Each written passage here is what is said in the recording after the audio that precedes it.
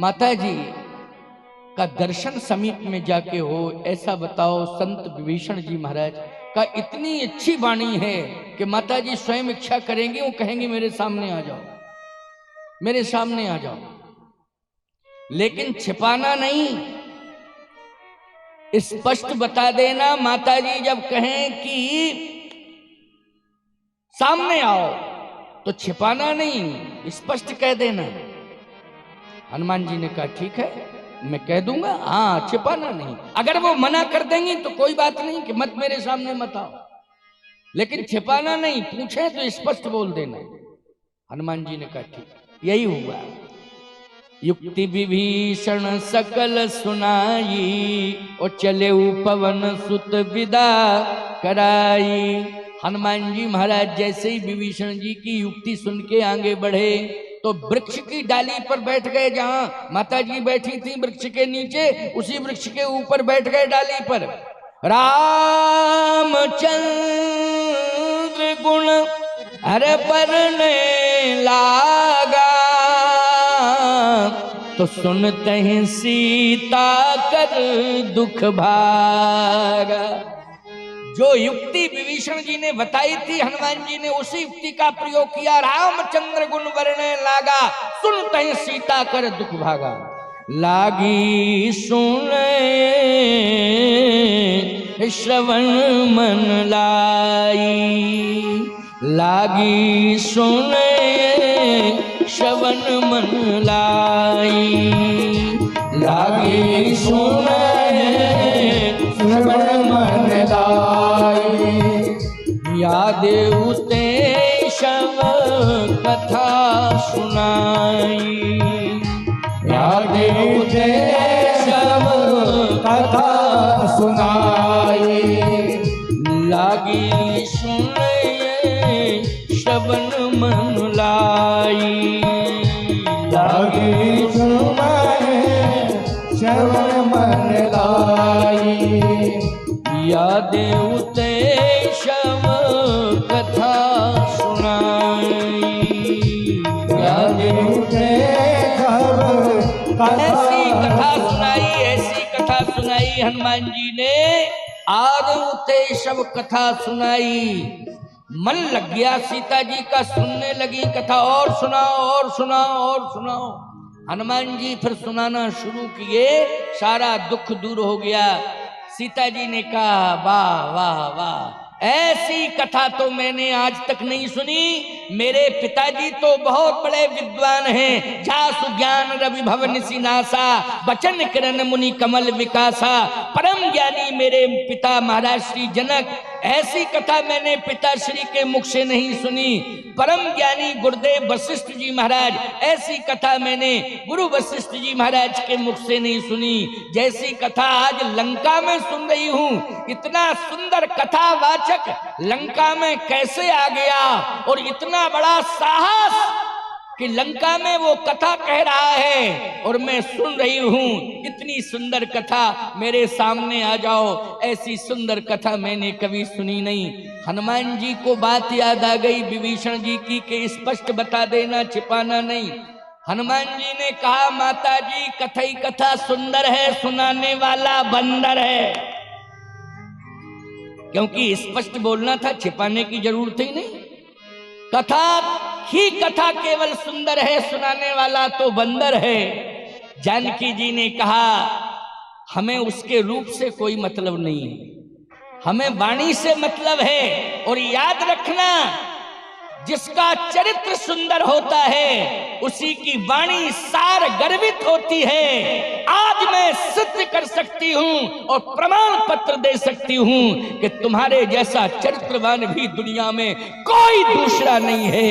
इसलिए तुम सबसे ज्यादा सुंदर हो, रूप के बंदर हो, इससे कोई लेना देना नहीं है। लेकिन दुनिया में सबसे श्रेष्ठ चरित्र तुम्हारा है, तुम्हारे जैसा सुंदर चरित्र किसी का नहीं है। इसलिए तुम्हारे जैसी सुंदर वाणी भी संसार में किसी की नहीं है। तुम्हारे जैसा सार गर्वित रामचरित्र भी कोई सुना नहीं सकता है। इसलिए मेरे सामने आ जाओ। कहीं सो प्रगट होत किन, भाई सामने प्रगट हो जाओ। देखो जब बेटा बड़ा होता है ना तो माँ भैया कह के संबोधित करती है। क्यों भाई? जब बेटा बड़ा हो जाता है तो क्या कहती है? भैया कहती है कि नहीं? भैया भैया। ये हमारे यहाँ की आदर्श भाषा है। कहीं सो प्रकट होत किन भाई, सामने आ जाओ। जैसे हनुमान जी को आज्ञा मिली, हनुमान जी सामने आ गए। जानकी मैया ने कहा बहुत सुंदर कथा, ये कथा किससे सीखी है? इतनी सुंदर कथा, कौन गुरु है तुम्हारा? हनुमान जी ने कहा प्रभु राम, वही मेरे गुरु है। और आप मेरी मां हो, तो मां तो प्रथम गुरु होती है। बोलो भाई, होती है कि नहीं होती है? मां प्रथम गुरु होती है।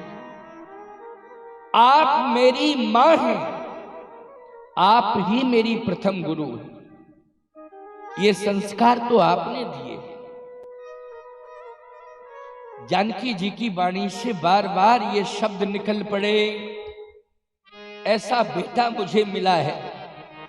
जाओ, मैं आशीर्वाद देती हूं कि तुम्हारी कीर्ति भी अमर रहेगी संसार में, और तुम्हारा शरीर भी अमर रहेगा संसार में।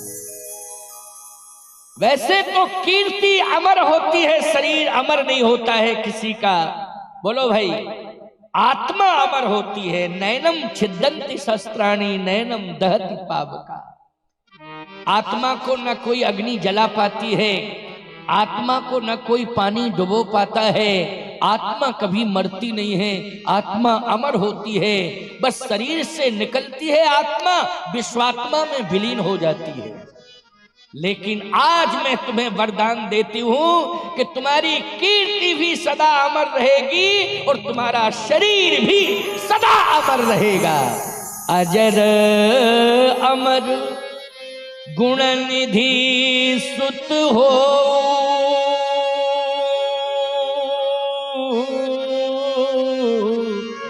करहीं बहुत रघुनायक छो। हनुमान जी साष्टांग पड़े हैं मां जानकी के चरणों में, और जानकी जी ने अजरता अमरता का वरदान दे दिया है। किसको? हनुमान जी को दिया है। प्यारे, मां से बड़ा आशीर्वाद किसी के पास नहीं होता है। मां का आशीर्वाद एक बार मिल जाए तो याद रखना, ग्रह चाहे जितने प्रतिकूल हो जाएं, लेकिन मां का आशीर्वाद कवच बन करके ग्रहों से लड़ने लगता है कि खबरदार मेरे बेटे को मत छूना। लेकिन बेटा समर्पित हो, सच्चे मन से मां के चरणों में समर्पित हो, मां का सच्चे मन से आशीर्वाद ले, सच्चे मन से आशीर्वाद। इसलिए ऐसा काम करना कि मां हृदय से सच्चे मन से आशीर्वाद दे। अरे बेटा कैसा भी होगा, मां के मुख से तो आशीर्वाद ही निकलता है। लेकिन बेटा यदि अच्छा कर्तृत्व और व्यक्तित्व करता है तो निश्चित मां सच्चे मन से हृदय से आशीर्वाद देती है। और हृदय से यदि सच्चे मन से आशीर्वाद मिल गया तो याद रखना, तुम्हारा केवल सम्मान ही नहीं होगा, तुम हनुमान बन जाओगे प्यारे समाज में। केवल सम्मान नहीं, हनुमान बनकर के कीर्ति प्राप्त करोगे। तुम्हारी कीर्ति पताका फहराएगी। मैंने बस इतना ही इशारा कर दिया है कि मां को कभी दुखी मत करना, मां को सदा प्रसन्न रखना। हनुमान जी को आज आशीर्वाद मिल गया है। बोलो, सुंदर कांड में अजरता अमरता का आशीर्वाद 7 कांडों में हनुमान जी को किस कांड में मिला है? जल्दी बोलो। सुंदर कांड में मिला है। यही है ये सुंदर कांड, निष्पक्ष कांड है। न तो किसी नगर के नाम से ख्याति प्राप्त है और न किसी कर्तृत्व के नाम से। व्यक्तित्व इतना बड़ा है सुंदर कांड का कि संपूर्ण कांडों में, यदि संपूर्ण कांडों का पारायण कोई नहीं कर पाता है और केवल सुंदर कांड का पारायण कर लेता है तो संपूर्ण रामचरितमानस के पढ़ने का फल प्राप्त हो जाता है। ऐसा ये अद्भुत सुंदर कांड है। इसलिए सुंदर कांड जो है सभी पढ़ते हैं, और सुंदर कांड को पढ़ के लोग अपने मनोरथों को पूर्ण कर लेते हैं। बोलो कर लेते हैं कि नहीं? सुंदरकांड की ये विशेषता है। यहां आशीर्वाद की झड़ी लगी है सुंदरकांड में।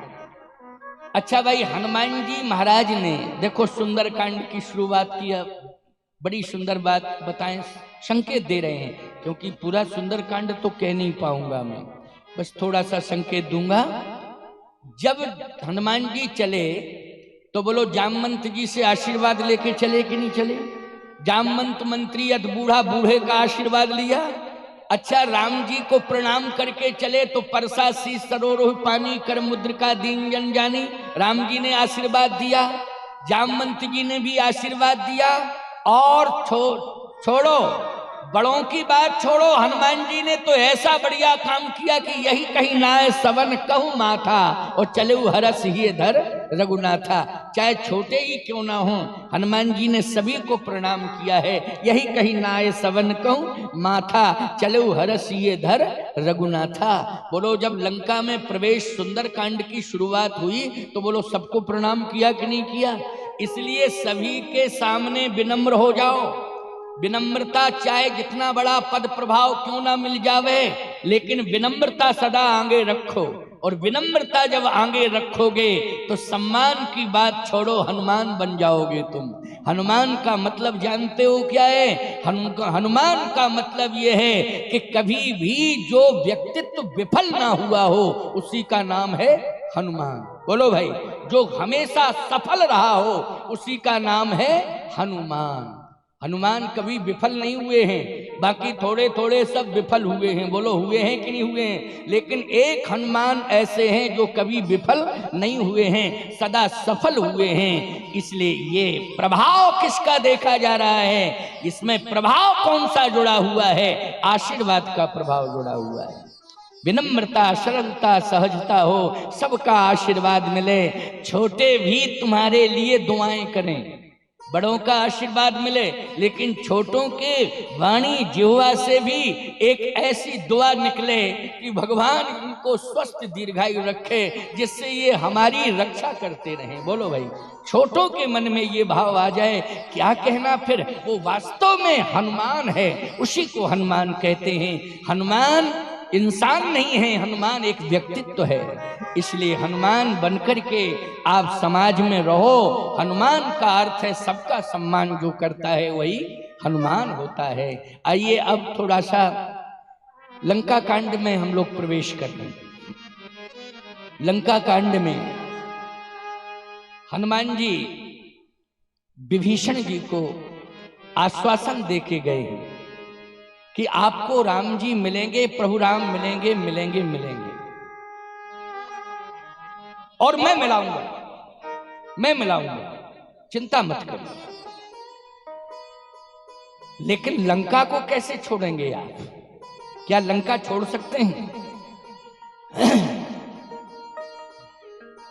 न घर छोड़ो न हरि भूलो।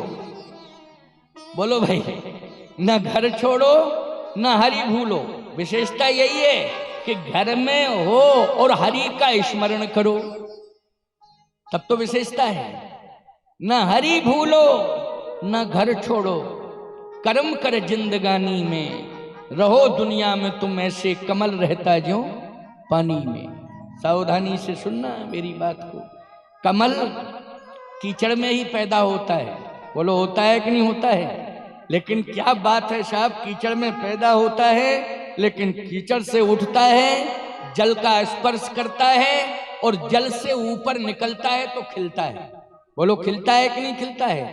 कीचड़ से निकला, जल से जुड़ गया और जल से ऊपर गया तो कमल खिल गया, और खिल गया तो नवकंज लोचन कंज मुख कर कंज पद कंजारुणम, भगवान के हर अंग से जुड़ गया। बोलो जुड़ गया कि नहीं? जितने भी पुष्प हैं, अगर भगवान के प्रत्येक अंग से अगर कोई जुड़ा है तो बोलो कौन जुड़ा है? कमल जुड़ा हुआ है। बोलो जुड़ा है कि नहीं जुड़ा है? नव कंज लोचन कंज मुख कर कंज पद कंजारणम, श्री रामचंद्र कृपालु भजमन हरण भवै दारुणम। विभीषण जी ने कहा कि एक बार मेरा प्रयास ये रहेगा कि मैं अकेला ना आऊं।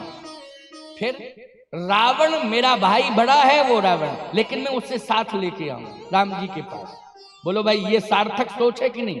बोलो ये सकारात्मक सोच है कि नहीं? जल्दी बोलो। मैं ये चाह रहा हूं कि अभी नहीं जाऊं, आपके साथ ना जाऊं, फिर मैं थोड़ा प्रयास करूंगा कि मैं अपने बड़े भाई रावण को साथ में लेकर के आऊं और श्री राम जी की शरणागति भाई के सहित स्वीकार करूं। बहुत बढ़िया सोच है, बड़ी सकारात्मक सोच है। वाह, इतना बड़ा अन्यायी, अत्याचारी है, दुराचारी है, लेकिन विभीषण जी कहते हैं कोई बात नहीं है, अंत भला तो सब भला। यदि अंत में सुधर जावे, परिवर्तन हो जावे, क्योंकि दिन भर का भटका हुआ शाम को यदि रास्ते पर आ जाता है तो भटका हुआ नहीं माना जाता है।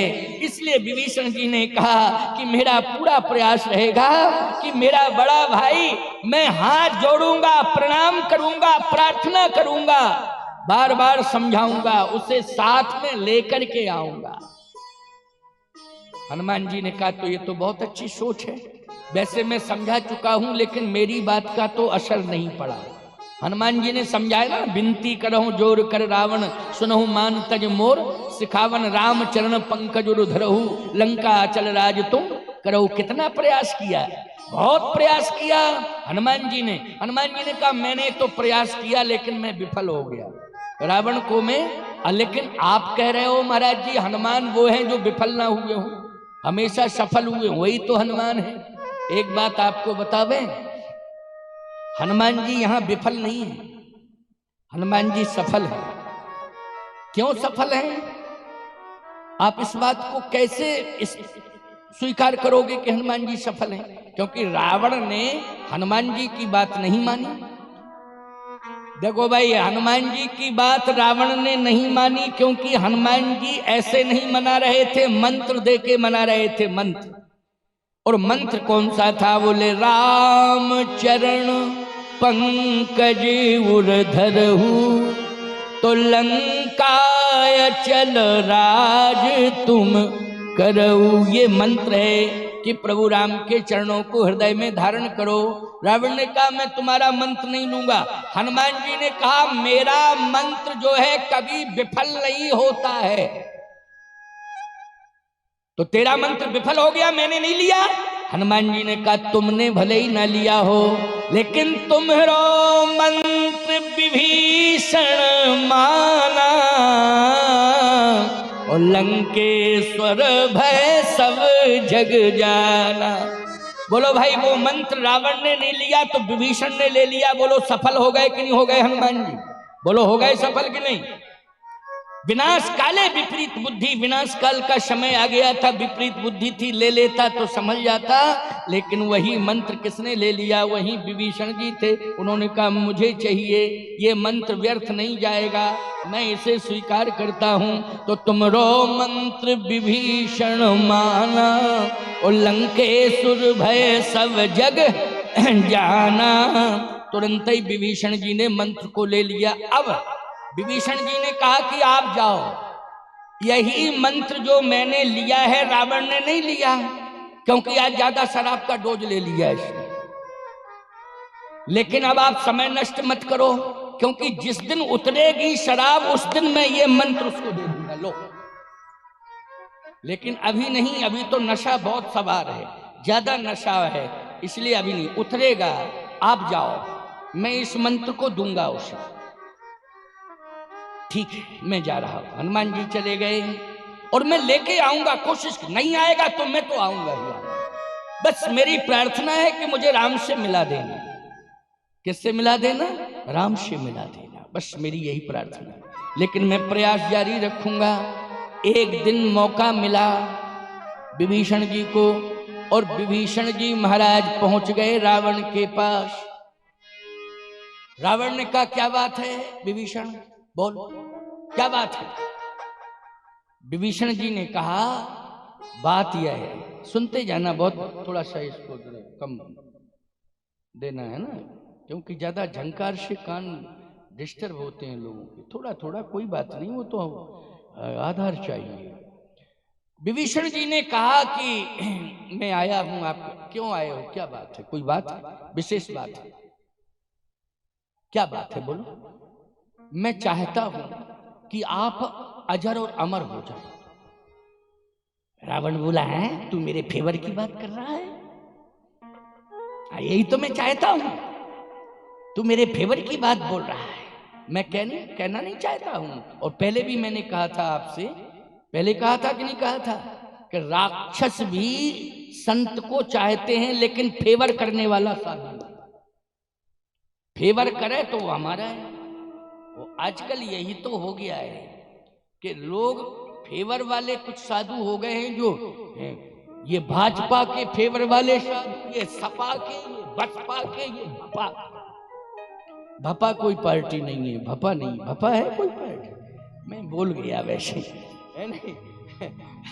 लेकिन बोलो, ये उनके साधु, ये उनके साधु, ये उनके साधु, ये उनके साधु। साधु वो है जो स्वस्थ बात कहे,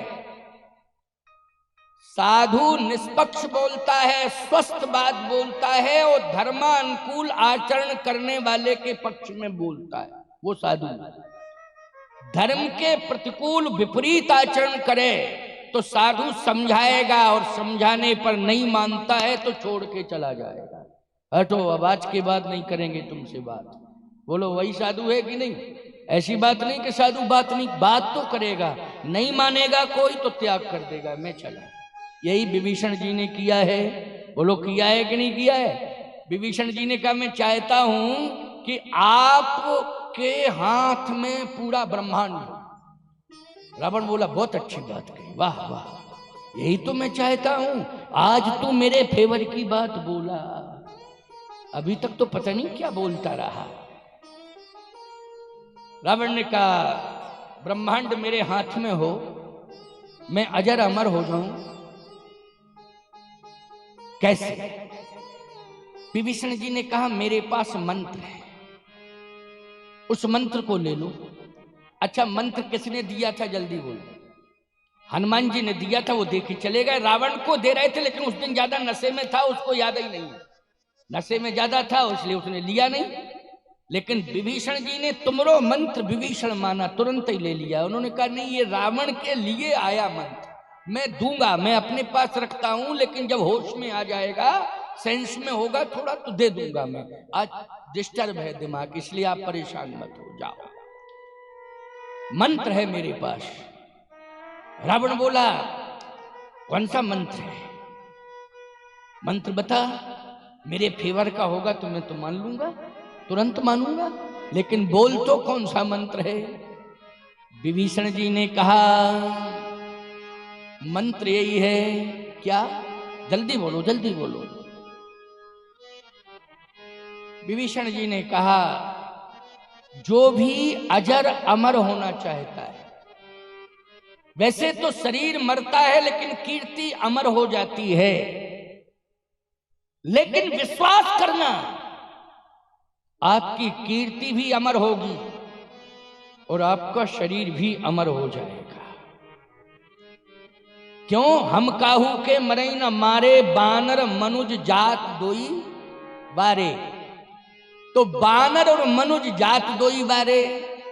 तो अच्छा, एक बात बताओ, मारने के लिए रावण को दो ही आए हैं, नर और बानर। नारायण बन गया नर और देवता बन गए बानर। बोलो भाई, रावण को वरदान मिला था, हम काहू के मरही न मारे, बानर मनुज जात दोई बारे। नर और बानर, इनसे हम डरते नहीं हैं, और दो ही मारने के लिए आए हैं। नारायण नर बन के आ गया और देवता बानर बन के आ गए। अच्छा, सही बताओ, राम के पक्ष में यदि रावण हो जाता तो ईमानदारी के साथ बताओ, पहले ही भगवान कह चुके हैं अंगद से, काज हमार तास हित होई, तो रिपुशन करो बत कही सोई। यदि हमारा काम बन जाए, सीता को वापस कर दे और रावण अपनी आदतों में सुधार कर ले, तो हम उसे मारेंगे नहीं, छोड़ देंगे, चले जाएंगे। बोलो भाई, कह रहे राम जी के, बस परिवर्तन कर ले, वो सीता दे दे मुझे, और गलत आदतें जो पड़ गई हैं, गलत आदतें पड़ गई, वो आदतों को छोड़ दे, यज्ञ की रक्षा करे, गौ ब्राह्मण संत की रक्षा करे, हम निश्चित रूप से अयोध्या चले जाएंगे। आइए, बोलिए महंत जी महाराज की। हमारे सिद्ध श्री थड़ेश्वरी मंदिर के महंत श्री मंडलेश्वर सिद्धरामदास व्यासपीठ से उनका सम्मान है। पधारे महाराज विराजे। उनके साथ में आए हुए सभी थड़ेश्वरी मंदिर के भक्त, उन सभी को भी मैं साधुवाद देता हूँ, आशीर्वाद देता हूँ। तो आशीर्वाद महाराज को बिठा लो। देखो रोज कथा सुनने आए हैं महंत जी, प्रतिदिन आए हैं। एक दिन जो है कहीं चले गए थे, विशेष रूप से चले कहाँ गए थे, मंगलवार था इसलिए थड़ेश्वरी मंदिर पर भक्तों की भीड़ रहती है ना। और आज तो हनुमान जी की ही महिमा का गायन हो रहा है, बोलो हो रहा है कि नहीं? हनुमान जी की महिमा सुनाई जा रही है। मंगलवार के दिन इसलिए नहीं आए क्योंकि वहां पर भीड़ बहुत थी, और मंगलवार को हम भी गए थे थड़ेश्वरी मंदिर दर्शन करने के लिए। थड़ेश्वरी मंदिर के हनुमान जी का दर्शन अवश्य करना चाहिए। और आप लोग वैसे तो हनुमान जी तो सभी जगह हैं, आपके गांव में भी हनुमान जी के मंदिर हैं, आपके क्षेत्र में भी हनुमान जी के मंदिर हैं। हनुमान जी की तो सर्वत्र महिमा है, चारों जुग प्रताप तुम्हारा है प्रसिद्ध जगत उजियारा। लेकिन थड़ेश्वरी मंदिर के हनुमान जी की विशेषता यही है कि वहां जो थड़ेश्वरी बाबा ने एक पैर के बल खड़े हो करके हनुमान जी को प्रकट कर दिया है। ये तपस्वी हनुमान जी के, तपस्वी महापुरुष के हनुमान जी हैं। इसलिए संत थड़ेश्वरी बाबा का और हनुमान जी का दोनों का दर्शन एक साथ हो जाता है। तो संत का और हनुमंत का ऐसा मंदिर थड़ेश्वरी मंदिर है। और बड़े ही अच्छे विकास की राह पर महंत जी हैं, बहुत ही अच्छा विकास किया है। बड़ा भारी मंदिर बना के तैयार कर दिया है, बहुत ही सुंदर व्यवस्था हो रही है। मैंने देखा है साहब, पुराना थड़ेश्वरी मंदिर भी मैंने देखा। आपके गुरुदेव श्री हमारे ही नामा राशि थे महाराज, वो तो क्यों भाई, हमारे ही नामा राशि थे महाराज आपके गुरुदेव जी। उस समय भी मैंने देखा है, मैं उस समय भी आता था, लेकिन पुराने समय का बना हुआ था वो मंदिर। लेकिन आपने नवीनीकरण कर दिया है, पैसे का सदुपयोग कर दिया है। क्योंकि मंदिर का पैसा मंदिर में ही लग जावे तो कहना ही क्या। इसलिए हनुमान जी का धन हनुमान जी की सेवा में तेरा तुझको अर्पण किया लागे मेरा, वो कार्य महंत जी ने किया है। बहुत बहुत स्वागत है। आइए अब सुनिए, ये विश्राम की ओर हम जा रहे हैं। अभी सुंदर कांड से निकल ही नहीं पा रहे हैं। वैसे तो लंका कांड में प्रवेश करना है, लेकिन अभी 1 घंटा 20 मिनट 15 मिनट और है, तो सवा घंटा बचा है। सवा का महत्व होता है ना, सवा घंटे बचा है। सवा घंटे में आपको उत्तरकांड में पूर्णता की ओर ले जाएंगे, आप चिंता मत करना। अब कैसे जाएंगे, थोड़ा हवाई सर्वे कर देंगे, बीच में पहुंच जाएंगे अयोध्या, तुरंत पहुंचेंगे, ऐसी बात नहीं है, बस तुरंत पहुंचेंगे अयोध्या। जैसे मोदी जी प्रयागराज आ गए थे ना, अभी आए, प्रधानमंत्री प्रयागराज में थे, कुंभ का उन्होंने निरीक्षण किया है, वहां विकास कार्यों का निरीक्षण किया है। और योगी जी ने, मोदी जी ने कुंभ के बारे में व्यवस्था के बारे में बड़ी विस्तार पूर्वक चर्चा की है, और उन्होंने कुछ घोषणाएं भी विशेष रूप से की हैं। और इस बार के महाकुंभ में विशेष प्रबंधन रहेगा, याद रखना, बहुत ही अच्छी व्यवस्था रहेगी, किसी भी प्रकार की कोई असुविधा नहीं होगी किसी को, चिंता मत करना। वैसे तो गवर्नमेंट ने कहा है कि 40 करोड़ लोग आएंगे स्नान करने के लिए, दर्शन करने के लिए, लेकिन मेरा तो ये अंदाज है कि 40 करोड़ से भी ज्यादा लोग आएंगे। महाकुंभ है, ये शताब्दी का बड़ा महाकुंभ है, इसलिए आप लोग सभी पहुंचना और गंगा मैया त्रिवेणी संगम में प्रयागराज में स्नान करना, और बढ़िया दिव्य जो है संतों का दर्शन प्रवचन। हमारा भी 26 जनवरी से 3 फरवरी तक कामदगिर शिविर में ही, जो हमारा स्वयं का कामदगिर प्रतिष्ठान लगता है ना, 1 महीने तक सेवा चलती है बराबर। और हर माघ में कामदगिर का शिविर लगता है, 1 महीने तक अन्नपूर्णा सेवा, रोगियों को निःशुल्क दवा, निःशुल्क भोजन, सत्संग, ये प्रतिवर्ष होता है माघ में। लेकिन महाकुंभ में तो विशेष रूप से प्रबंध किया जाता है। तो 26 जनवरी से 3 फरवरी तक मैं तीर्थराज प्रयाग में राम कथा कहूंगा, और वो कथा का प्रसारण भी होगा। आप लोग प्रसारण में भी सुन सकते हैं, लेकिन प्रयास करना कि गंगा मैया, यमुना मैया, सरस्वती मैया, त्रिवेणी संगम, तीर्थराज प्रयाग और महाकुंभ संत दर्शन प्रवचन, ये सभी सुनने का अवसर मिले तो यहाँ से जाना और शरणापन्न होना तीर्थराज प्रयाग के महाकुंभ में। ये पूरी दुनिया का, आध्यात्मिक दुनिया का सबसे बड़ा मेला है, बोलो है कि नहीं, महाकुंभ। और इतना बड़ा भारत में जो विशाल महाकुंभ होता है, मेला होता है, इतना बड़ा, बोलो कहीं किसी देश में होता है भारत के अलावा?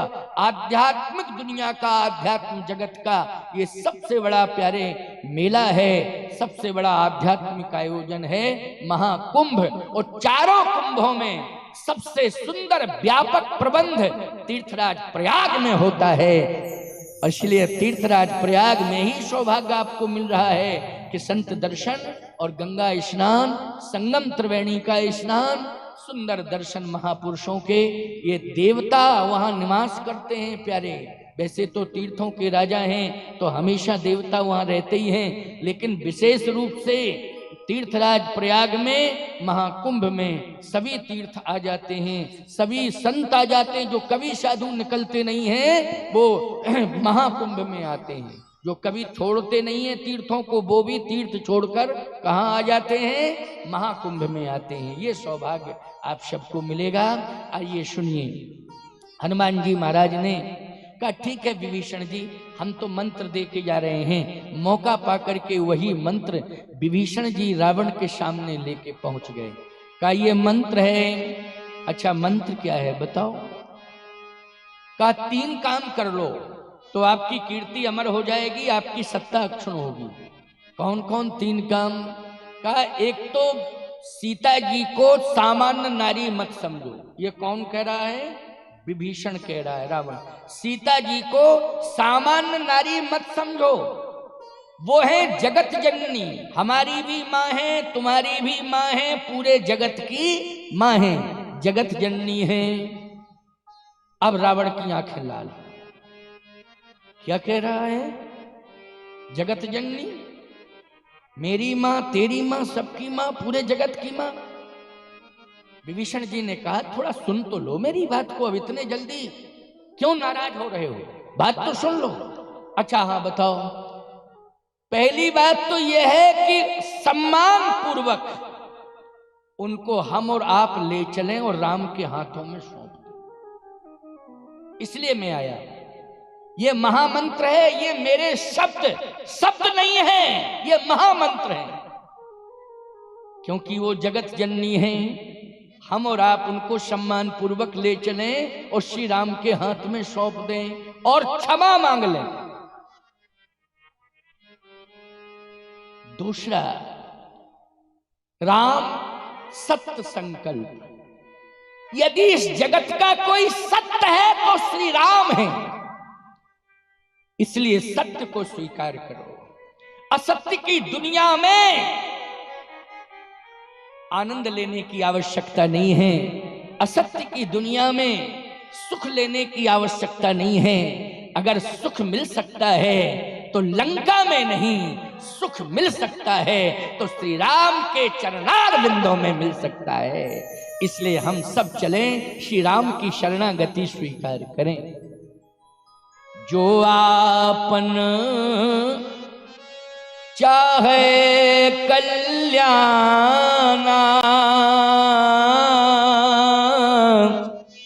सुजस सुमति सुगति सुखनाना, तो परनार लीलार गुसाई, और तजों चौथ चंदा की नाई। भैया वैसे तो सभी नारियों का सम्मान करना चाहिए। जिस नारी के मस्तक पर सिंदूर है, बैदी चमक रही है, वो नारी सगुन का प्रतीक होती है। बोलो होती है कि नहीं होती है? जिसके विभीषण जी बोल रहे हैं, कान खोल करके सुन लो। विभीषण जी ने कहा जिस नारी के मस्तक पर सिंदूर है, जिस नारी के मस्तक पर सुहाग का बिंदु है, बेदी है, वो नारी सगुन होती है। और आपने ये क्या किया? ना तो सिंदूर का सम्मान किया, ना आपने मेहंदी का सम्मान किया है। ये आपने बहुत गलत किया है। लेकिन वो माँ है, क्षमा कर सकती है, उसके अंदर करुणा है, दया है, वो क्षमा का खजाना भरे पड़े है, उसके पास क्षमा का खजाना है, इसलिए क्षमा कर देगी।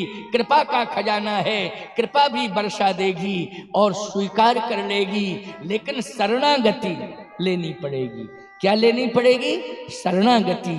ये मस्तक उसके सामने उठना नहीं चाहिए, ये मस्तक उसके चरणों में झुकना चाहिए। रावण ने कहा तेरा दिमाग खराब है, दिमाग खराब है। विभीषण ने कहा जो बात करनी हो बाद में करना, एक बात और सुन लो। क्या? आपने सीता को क्या माना है ये बताओ। रावण ने कहा कि मैं सीता को अंकशायनी बनाना चाहता हूं, मतलब मैं सीता को पत्नी के रूप में स्वीकार करना चाहता हूं। अंकशायनी का मतलब यही होता है, मैं पत्नी के रूप में। विभीषण जी ने कहा बस बोलना बंद करो, आप स्पर्श भी नहीं कर सकते हो, वरण करने की बात छोड़ो, आप स्पर्श नहीं कर सकते हो सीता जी का। और यदि आपके मन में इच्छा है कि आप स्पर्श करना ही चाहते हैं, तो यदि आप अपने को उम्र में बड़ा मानते हैं तो बाप बन के चले जाइए और बेटी कह के स्पर्श कर लीजिए। अगर आप उम्र में अपने को बड़ा मानते हो तो आप बाप बन के चले जाइए और बेटी बन के स्पर्श कर लीजिए। और यदि आप बराबरी का मानते हैं, क्योंकि पति पत्नी की आयु लगभग बराबरी की होती है, 2-4 महीने साल भर का अंतर होता है। क्यों भाई, होता है कि नहीं होता है? होता है कि नहीं होता है? और यदि आप उम्र में 1-2 साल का भी अंतर मानते हैं तो भाई बन के चले जाइए और बहन बन के, भाई बन के और बहन कह के स्पर्श कर लीजिए आप। ये मेरा मंत्र है। और यदि हम और आप शाश्वत सत्य मानते हैं कि सीता जगत की माता हैं, तो पुत्र बन के चले जाइए और मां कह के स्पर्श कर लीजिए, मां क्षमा कर देगी। बोलो यही है कि नहीं स्पर्श करने का तरीका? बोलो भाई, बाप बन के स्पर्श करो बेटी मान के, या भाई बन के बहन कह के स्पर्श करो, या पुत्र बन के मां कह के स्पर्श करो। और नहीं तो सीता का स्पर्श इस दुनिया में केवल राम कर सकते हैं, और नहीं तो चिता की ज्वाला करेगी और कोई नहीं कर सकता है। बस इतना कहा और रावण ने खींच करके लात मारी। ममपुर बस तपसिन पर प्रीति, 60 मिल जाए यही कहनीति, अस कही कीन से चरण प्रहारा, ओ अनुज गहे पद 12 बारा, तुम पितु सरिस भले ही मोहि मारा, राम भजे हितनाथ तुम्हारा, राम भजे हितनाथ तुम्हारा। मैं जा रहा हूं, जीवन की दुर्बलाशाओं का परित्याग करके सनातन सत्य के साक्षात्करण का सत प्रयास नहीं करोगे और श्री राम का भजन नहीं करोगे, तब तक तुम्हारा कल्याण होने वाला नहीं है। इतना कह करके विभीषण चल दिया। लंका की मिट्टी को उठाया, मस्तक से लगाया, प्रणाम किया। अगर जीवित रहूंगा तो लौट के आऊंगा, जीवित रहूंगा तो लौट के आऊंगा, अकेले नहीं आऊंगा। मिट्टी से बार बार कह रहा है कि श्री राम को लाऊंगा, श्री राम को लाऊंगा, श्री राम को लाऊंगा। मिट्टी से कह रहा है अगर मैं पैदा हुआ हूं इस मिट्टी में तो मैं राम को लाऊंगा, राम को लाऊंगा, राम को लाऊंगा। तुम अड्डू रूड़ा की मिट्टी में पैदा हुए हो, तुमने संकल्प लिया है मैं इस मिट्टी में यज्ञ को लाऊंगा, यज्ञ को लाऊंगा, यज्ञ। ये विभीषण का संकल्प है। ये तुम्हारा जो यज्ञ कराने का संकल्प है ग्रामवासियों, ये किसका संकल्प है बोलो? ये संत विभीषण का संकल्प है। वातावरण चाहे जितना विषाक्त क्यों ना बना हो कलयुग का, लेकिन फिर भी मैं यज्ञ को लाऊंगा, यज्ञ को लाऊंगा, यज्ञ को लाऊंगा। इसलिए गांव की हर मिट्टी चाह रही है कि यज्ञ होना चाहिए, यज्ञ भगवान आना चाहिए, संतों को आना चाहिए और भक्तों को आना चाहिए। बोलो, हर गांव की मिट्टी पुकार कर रही है कि नहीं कर रही है? याद रखो, तुम इस मिट्टी के ऋण से उर्ण तभी हो पाओगे क्योंकि तुम्हारे पुरखों ने तुमने मिट्टी को रौंदा है। बोलो, रौंदा है कि नहीं रौंदा है? अपना पेट पालने के लिए, अपनी सुख सुविधाओं को जुटाने के लिए तुमने क्या किया है? बोलो, गांव की मिट्टी को रौंदा है तुमने। बोलो, तुम कर्जदार हो कि नहीं, ऋणी हो गए हो कि नहीं? लेकिन ऋण से कब उर्ण हो पाओगे, इस ऋण को कब चुका पाओगे? जब तुम इस मिट्टी पर भगवान को उतार दोगे, सत्संग को उतार दोगे, यज्ञ को उतार दोगे, तो तुम उर्ण हो जाओगे। अच्छा कार्य किया है ग्रामवासियों, अड्डू रूड़ा के निवासियों, बहुत ही अच्छा काम किया है तुमने। कोई मैं मिथ्या प्रशंसा नहीं कर रहा हूं, क्योंकि मुझे क्या मतलब है मिथ्या प्रशंसा करने से? तुम नहीं बुलाते तो और कोई बुलाता, मुझे तो कोई टाइम खाली ही नहीं रहता है ना समय मिलता है। मुझे तो लोग बुलाते ही रहते हैं। मुझे स्वयं दिक्कत होने लगी है जाने आने में, कितना दौड़ूं, कितना कथा कहूं, कहां कहां तक पहुंचूं, क्योंकि यात्रा कथा, यात्रा कथा, यात्रा कथा, यही जीवन मेरा हो गया है। लेकिन मैं स्वस्थ बात कह रहा हूं कि ये कार्य बहुत उत्तम हुआ है, बहुत ही उत्तम हुआ है।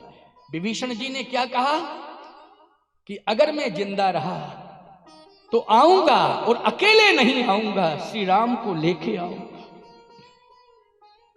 श्री राम के चरण पड़ेंगे। बोलो, श्री राम के चरण से ही मिट्टी का उद्धार होगा कि नहीं होगा?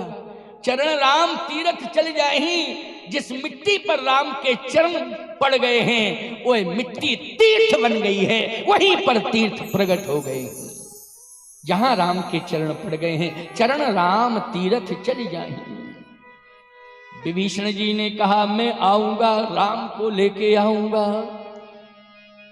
जा रहा हूं, मिट्टी को उठाया, मस्तक से लगाया, जिन चरणन की पादुका, जिन चरणन की पादुका, भरत रहे मन लाए, ते पद आज बिलो की हो, इन्होंने नन अब जाए। जिन चरणन की पादुका, अयोध्या में भरत जी श्री राम जी की चरण पादुकाओं का ध्यान कर रहे हैं। लेकिन भरत, तुम्हें भगवान के पद की पादुकाएं मिली हैं, लेकिन आज मुझे तो भगवान के पद ही मिलेंगे। आज जिन पादुकाओं का भरत तुम अयोध्या में ध्यान कर रहे हो, आज मैं उन्हीं पादार बिंदों के पास जा रहा हूं। मैं उनके श्री चरणार बिंदों में शरणागति लेने के लिए जा रहा हूं, और लंका से चल दिया। सत्य बोलो, ईमानदारी के साथ बोलना। भगवान ने उठा के हृदय से लगाया कि नहीं लगाया विभीषण जी को? विभीषण जी तो पाईमाम पाईमाम कह करके त्राहि त्राहि आरत हरण शरण सुखद रघुवीर, त्राहिमाम त्राहिमाम त्राहिमाम त्राहिमाम त्राहिमाम। लेकिन भगवान ने जैसे चित्रकूट की भूमि से भरत को उठाया था, पाईनाथ कई पाई गुसाई भूतल पड़े लखुट की नाई, भरत जी भी पाईमाम पाईमाम कह करके पड़े हुए थे, लकड़ी की तरह पड़े थे। भगवान ने उठाया, हृदय से भरत को लगाया। और आज वही भगवान राम जो हृदय भरत को दिया था, बोलो वही हृदय आज विभीषण को दिया कि नहीं दिया? बोलो कोई दूसरा हृदय नहीं है। जो हृदय भरत को दिया था चित्रकूट में, आज त्रिकूट की भूमि पर वही हृदय भगवान ने किसको दिया है? विभीषण को दिया है। बोलो दिया है कि नहीं? 3 संत भगवान को बहुत प्रिय हैं, एक तो भरत, दूसरे हनुमान और तीसरे विभीषण।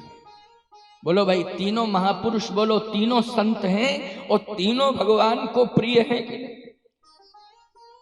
तीनों को भगवान ने उठाया था, बरबस लिए उठाए और लाए कृपा निधान, भरत राम की मिलन लख बिसरे सबई अपान। किष्किंधा में हनुमान जी को उठाया था, प्रभु पहचान परेउ गही चरणा, प्रभु पहचान परेउ गए चरणा। पाहिमाम कह करके सो सुख उमा जाहे नहीं वरना, चरणों में गिर पड़े। भगवान ने उसी समय हनुमान जी को उठाया था। बोलो उठाया कि नहीं उठाया? तब रघुपति उठाए उर लावा, और निज नैनन जल सींच जुड़ावा। हनुमान जी को उठा के हृदय से लगाया। और आज बोलो विभीषण जी पाहिमाम कह के गिरे हुए हैं, भगवान ने उठा करके कहाँ लगाया है विभीषण को? जल्दी बोलो। हृदय से लगाया है। ये हृदय से जुड़े हुए 3 संत हैं, बाकी संत चरणों से जुड़े हैं, लेकिन 3 संत भगवान के हृदय से जुड़े हैं। कौन? भरत, हनुमान और विभीषण। ये हृदय से जुड़े हुए हैं प्यारे। आइए सुनिए। अब विभीषण ने शपथ क्या ली थी कि मैं लंका आऊंगा तो श्री राम को लेकर के आऊंगा। ये लंका की मिट्टी को वचन दिया है। बोलो दिया है कि नहीं दिया है? आज विभीषण के कारण, क्योंकि जब तक विभीषण जी नहीं आए भगवान ने लंका में कदम नहीं रखा। बोलो रखा हो तो बता दो जरा। यहां तक का प्रमाण हनुमान जी को भेजा है, अंगद जी को भेजा है। बोलो भाई हनुमान जी को भेजा, अंगद जी को भेजा है, लेकिन स्वयं नहीं गए हैं। सीता जी को भी भेज दिया है। सबसे पहले तो सीता जी को भेजा है, बोलो भेजा, हनुमान जी को भेजा है, फिर अंगद को भेजा है। लेकिन विभीषण जी जब आए हैं तब राम जी ने लंका में कदम रखा है। बोलो किसके साथ रखा है कदम?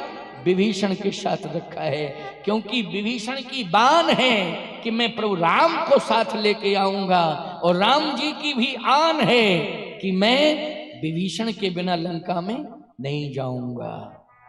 विभीषण के साथ गए, विभीषण साथ में लेकर के गए। अब आप सुन लीजिए, त्रिकूट पर्वत पर, त्रिकूट, चित्रकूट और त्रिकूट।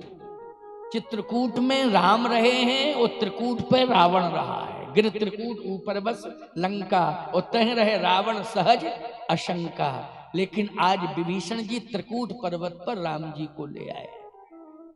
अब त्रिकूट पर्वत पर राम जी लेटे हुए हैं। अब सुनिए जरा भाव, बड़ा सुंदर भाव है, क्योंकि हम लोग लंका कांड में प्रवेश कर रहे हैं। समझ रहे हो किस कांड में? लंका कांड के बाद फिर कहां जाएंगे? लंका कांड के बाद कहां जाएंगे? बांग्लादेश। अच्छा। उत्तरकांड में जाएंगे।